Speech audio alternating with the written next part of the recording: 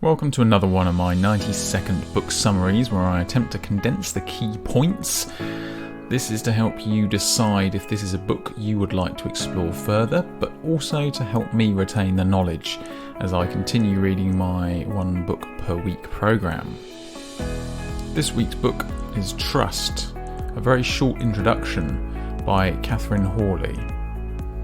Trust is way more complicated than I thought, and clearly from the current state of the world it should not have surprised me that the answer isn't as simple as I would normally like.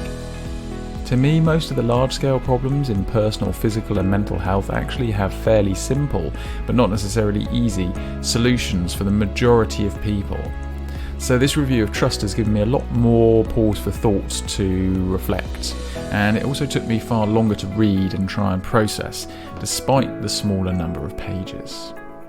So the key messages in this book considers and seeks to break down how we define trust and trustworthiness, and the consequences of trust and distrust in our lives and in society.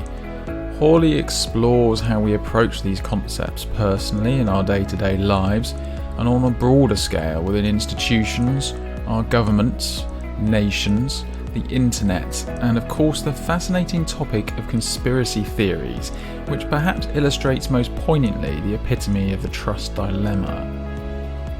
Trust in practice is fairly complicated, and our application of it or decision to apply it or not to apply it depends on a number of factors, which include our existing relationship with a person, party or nation, or our existing perception of it. What is at stake? The level of risk for ourselves significantly impacts our trust criteria. Do we want to be trustworthy? Is the thing we're being asked to do or commit to something we want to deliver on? Our self-awareness of our own experience, expertise or limitation in an area. The other party's experience, expertise or perceived expertise in an area. Do you as a person apply a default trust policy until proven otherwise, or a default distrust policy until proven otherwise? We find that we can trust people within their field of experience, or where they've proved experience with us, and yet not trust the same person with something they've not yet proven. A simple example of this is an employee trusted to perform their current job completely, but not to step into the shoes of their manager. And our personal circumstances.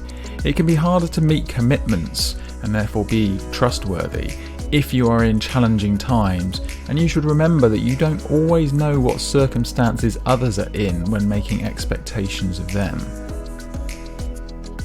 Studies have shown that if you approach people, especially in a work setting, with too little trust, this reduces productivity and motivation.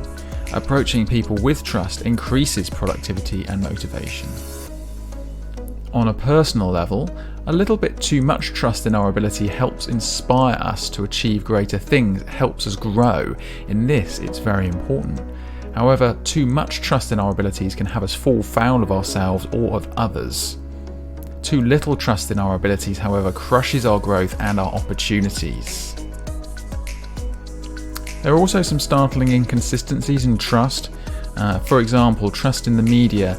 Studies have shown only 19% of us would trust a journalist, but 62% of us trust newsreaders. I wonder where the newsreaders get their information from, and weren't most newsreaders once journalists? Do they become more trustworthy once they're newsreaders? A beautiful summary describes how only 17% of people trust government ministers. However, when you consider your sources, your information to make this judgment comes from journalists, who only 19% of us trust, and other politicians, who apparently only 14% of us trust. In conclusion, one of the key messages is we should be thoughtful in our commitments and ensure we follow through on these. Perhaps more importantly, in this digital age, we should also be thoughtful in what we choose to talk about and how we represent ourselves, and be self-aware of the limits of our knowledge or experience. So there you go. I hope this hasn't done the book too much injustice. I've clearly gone way beyond 90 seconds. In summary, this is a very thought-provoking book, and I would recommend others reflect on this topic. I will bring you a new book summary next week. Thanks.